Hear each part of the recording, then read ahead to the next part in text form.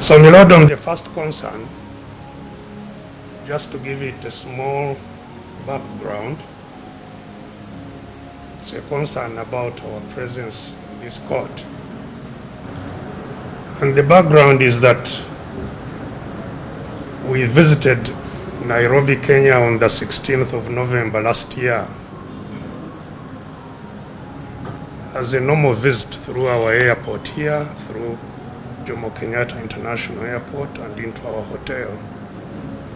But shortly thereafter, while at a meeting, we were grabbed by armed men who introduced themselves as Kenyan police, and we were instructed that we were under arrest. We were bundled from the meeting room into a vehicle.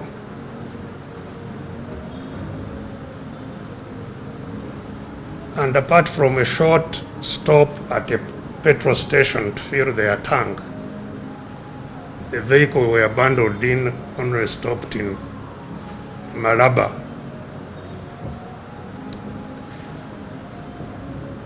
where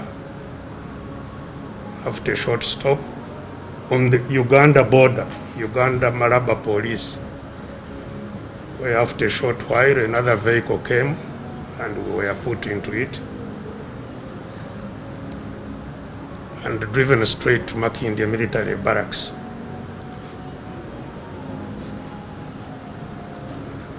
So the first background to this is that we were really kidnapped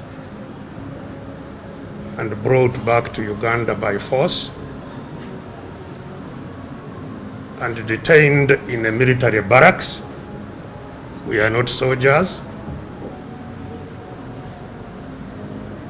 where we were held incommunicado for 4 days.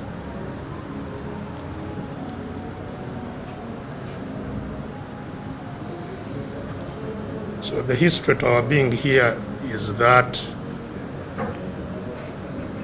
illegal rendition and detention in a military facility outside the law. From there, we were produced in the military court-martial, a court-martial that had been already declared unconstitutional several times by the Constitutional Court. So we were taken to a court that was illegal, and in the knowledge of the state that it was an illegal court. And it is that court that remanded us to Ruzira prison, where we still are. Of course, as everyone knows, the court was later on in January conclusively declared illegal and unconstitutional and scrapped. We remained in illegal custody after the court had declared, the court that remanded us as unconstitutional, because the remand warrant we were given, which took us to Ruzira, expired. We had expected that following that judgment, if they still wanted to prosecute us, they would take us to a prison, to a police station, and a new process would begin. But we remained in illegal detention until we were charged in Nakawa in February this year. It is the Nakawa court that indicted us. Yeah, it is the Nakawa court that indicted us on the 29th of May of this year. And I have a copy of the indictment here. I don't know whether it is different from what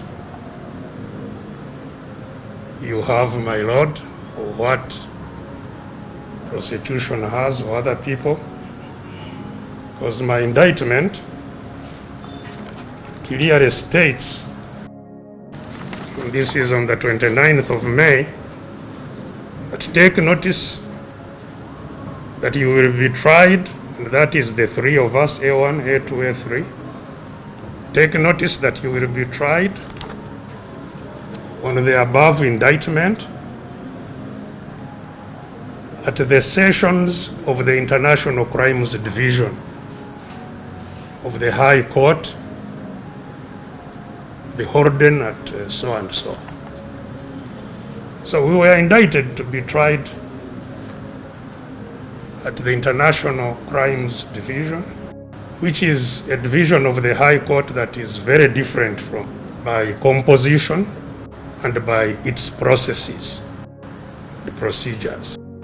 So, and the reason I give the background of the illegality that we have faced in the last about 1 year is that we seem to be in another wrong court. And we don't know whether this is part of, again, a process that will just keep us delaying to have this matter disposed of. The second matter, my lord, is that the summons or the warrant to bring us for beginning this trial, we had appeared before you in a matter of our application for mandatory bail, and which ruling seriously stunned us, because especially in your ruling, my lord, you indicated that the court was not aware of matters to do with our earlier charges in the court-martial, in the general court-martial. There was no record of a charge sheet and the case number. There was no record of the remand that detained on. That all that was available to you was the case of Nakawa, and that since the court can't be an investigator to find out what happened before, you made the conclusions that you did.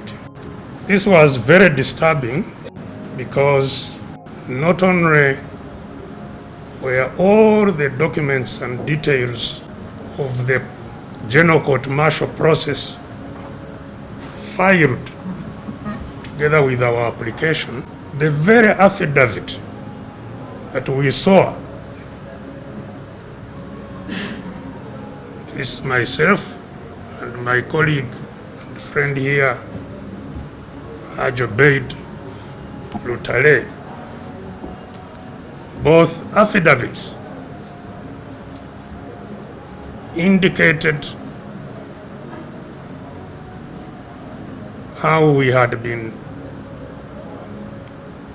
arrested in Nairobi, how we were brought to Kampala, how we were charged in the court-martial and remanded.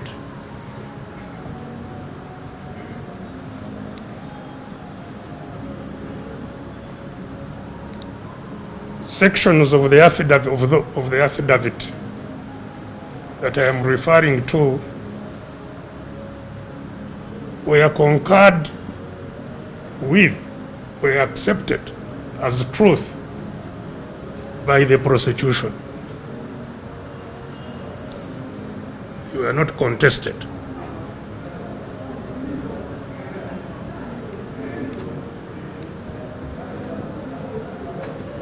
But of course, on top of that,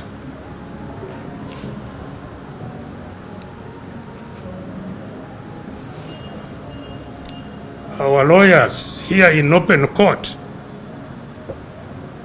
made extensive reference to those very documents and to more than even what was filed.